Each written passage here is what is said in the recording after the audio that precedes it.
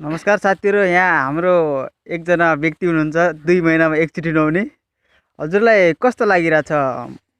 सर्वप्रथम त यो हजुरको मिडियालाई धेरै धेरै धन्यवाद दिन चाहन्छु।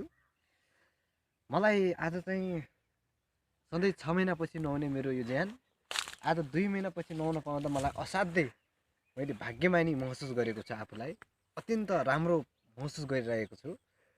हजुर,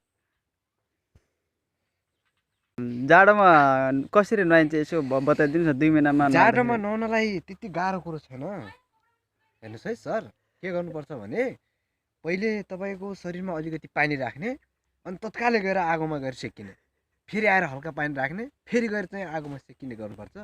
यसो गर्नुभयो भने नुहाउन सकिन्छ, सहजै नुहाउन सकिन्छ है। सहजै नुहाउन सकिन्छ। यो जाडो महिनाको सहजै तरिका हो कि यो कस्तो? नुहाउने तरिका यो मैले आफैले आविष्कार गरेको तरिका हो। ल